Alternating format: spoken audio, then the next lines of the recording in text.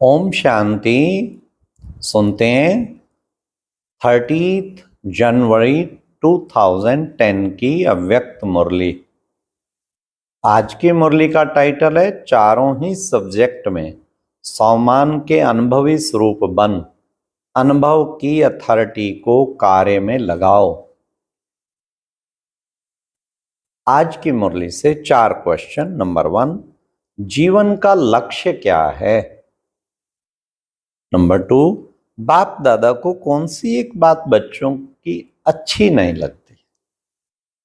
Number 3, सबसे बड़े ते बड़ी अथॉरिटी कौन सी है? नंबर 4, अभी समय प्रमाण कौन सा खेल होना है जिसके लिए एवर रेडी होने की आवश्यकता है? तो आज की मुरली, बाबा ने लक्ष्य, भले चारों सब्जेक्ट हैं, बाबा ने का लक्ष्य है योगी जीवन, निरंतर योगी, एक ही लक्ष्य। तो सुनते हैं चारों ही 30 जनवरी 2010 की मुरली। आज ब्राह्मण संसार के रचयिता बाप दादा अपने चारों ओर के ब्राह्मण संसार को देख रहे हैं। हर एक ब्राह्मण सारे संसार में विशेष आत्मा है, कोटों में कोई है, क्योंकि साधारण तन में आए हुए बाप को पहचान लिया। बाप दादा भी दिल में समाने वाले बच्चों को दिल से दिल का प्यार दे रहे हैं। हर एक बच्चा अपने को ऐसे बाप का प्यारा, दिल में बाप को समाया हुआ अनुभव करते हैं। बाप के लिए हर बच्चा अति प्यारा, सर्व का प्यारा है। आप सभी बच्चों का सर्व आत्माओं के प्रति चैलेंज है कि हम योगी जीवन वाले हैं। सिर्फ योग लगाने वाले नहीं, लेकिन योगी जीवन वाले हैं। जीवन 2-4 घंटे की नहीं होती, जीवन सदा काल के लिए होती है।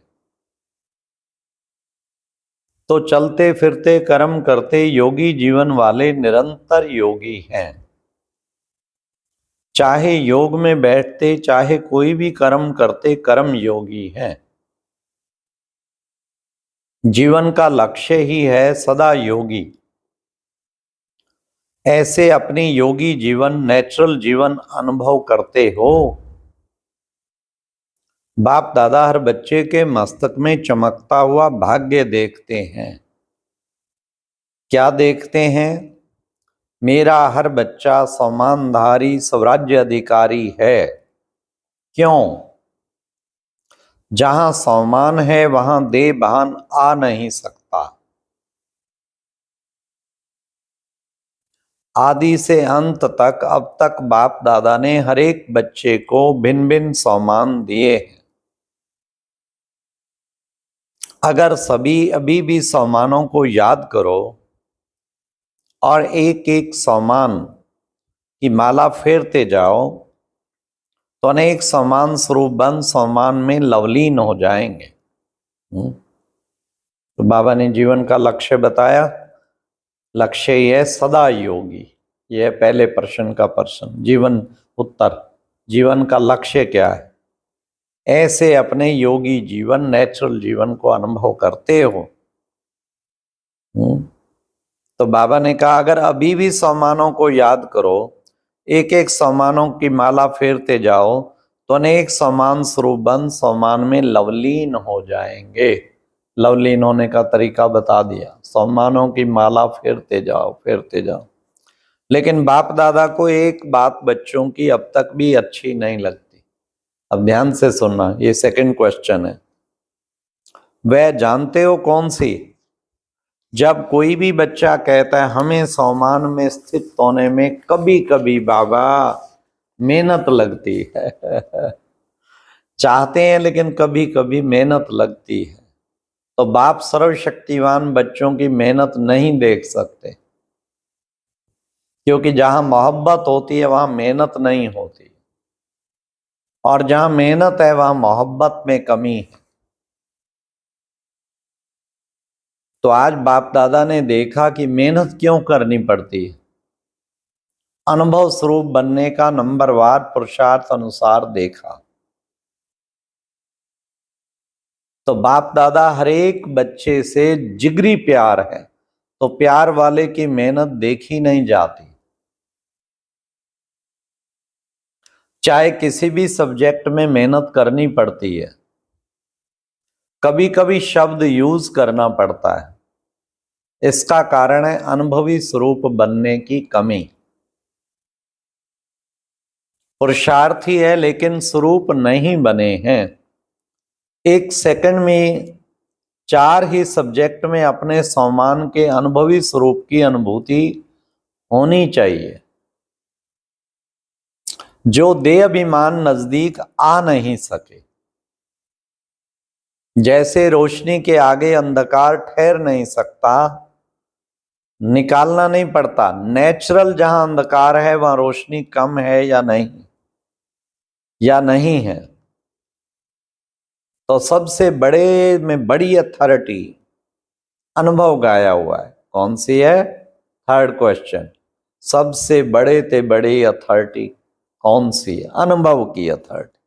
अनुभव को हजारों लोग बदलने चाहें, बदल नहीं सकते।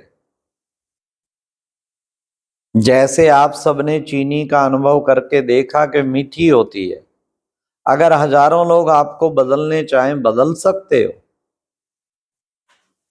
तो जो भी सब्जेक्ट है, चाहे ज्ञान की, चाहे योगी की, चाहे धारणा की, चाहे सेवा की, किसी में भी चारों में से एक में भी मेहनत लगती है मिटाने की। सेवा में भी सफलता, धारणा में भी स्वभाव परिवर्तन की, योग में भी अचल रहने की, योगी जीवन की अनुभूति करने की जहां मेहनत है।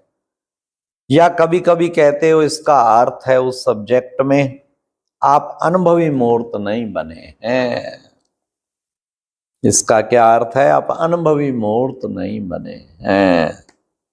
मेहनत तब है, अनुभवी कभी कभी नहीं होता, नेचुरल नेचर होती। तो अभी सुना मेहनत करने का कारण क्या? जिस भी समय आपको अनुभव होगा, जब अनुभव की सीट पर सेट होते हो, किसी भी वरदान के स्वरूप में अनुभवी बन अनुभव करते हो, तो उस समय मेहनत करनी होती है क्या? नेचुरल अनुभूति होती है। इसलिए अभी समय प्रमाण सब अचानक होना है, बता के नहीं होना है। जैसे अभी प्रकृति का अचानक बातों का खेल चल रहा है ना, आरंभ हुआ है अभी। नई नई बातें अचानक होंगी। नई नई बातें अचानक होंगी। बाबा कहते अचानक।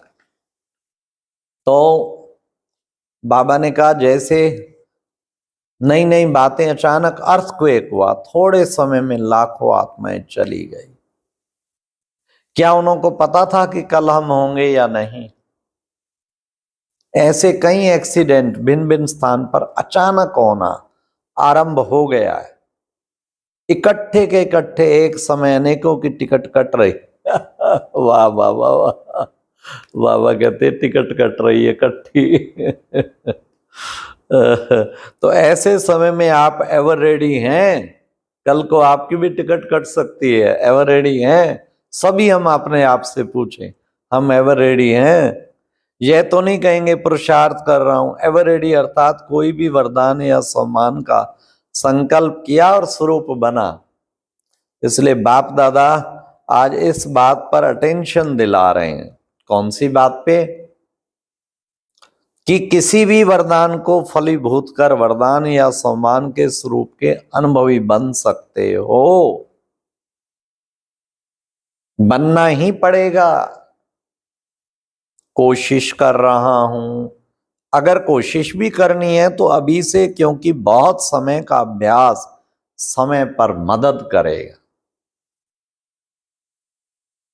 पुरुषार्थी नहीं, अनुभवी। क्योंकि अनुभव की अथॉरिटी आप सबको ऑलमाइटी अथॉरिटी ने दे दी है।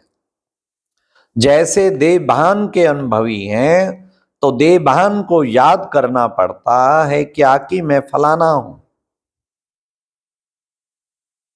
मानो आपका नाम दे पर पड़ा तो दे भान हो गया ना, मैं फलाना हूं। अगर हजारों लोग भी आपको कहें कि आप फलाना नहीं हो, आप ये हो, नाम बदली करके कहे तो आप मानेंगे? भूलेंगे अपना नाम? बिल्कुल नहीं। जन्म लेते जो नाम पड़ा वह देभान कितना पक्का और नेचुरल रहता है।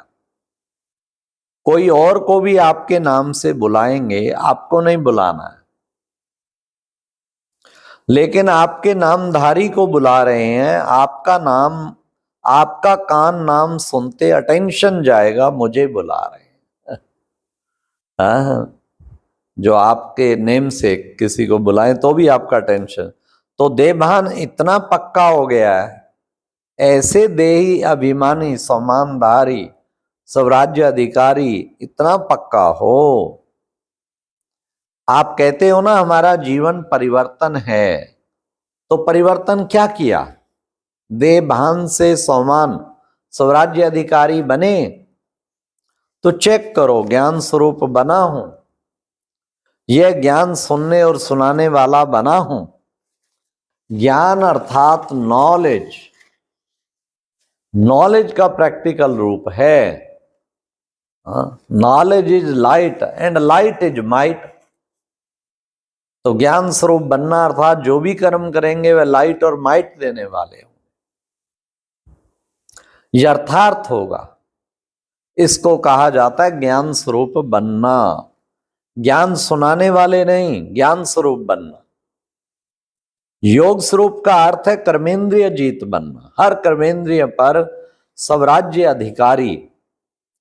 इसको कहा जाता है योग अर्थात युक्ति युक्त जीवन। ऐसे अगर ज्ञान योग का स्वरूप है तो हर गुण की धारणा ऑटोमेटिकली होगी। और जहां अगर ऐसे अगर ज्ञान, जहां ज्ञान योग है, योग युक्त है, वहां गुणों की धारणा ऑटोमेटिकली हो और सेवा हर समय ऑटोमेटिक होगी। बाबा ने कहा समय अनुसार चाहे मनसा सेवा करें, चाहे वाचा करें, चाहे कर्मणा करें, चाहे स्नेह संबंध में करें, सेवा भी हर समय अखंड चलती रहेगी। संबंध संपर्क में भी सेवा होती है। मानो कोई आपके भाई या बहन ब्राह्मण परिवार में थोड़ा सा मायूस है, थोड़ा पुरुषार्थ में डल हैं, कोई संस्कार के वश हैं, ऐसे संपर्क वाली आत्मा को अपने उमंग उत्साह, आपने उमंग उत्साह दिलाया, सहयोग दिया, स्नेह दिया, यह भी सेवा का पुण्य आपका जमा होता है। गिरे हुए को उठाना है, पुण्य गाया जाता है। तो संबंध और संपर्क में भी सेवा करना यह सच्चे सेवाधारी का कर्तव्य है।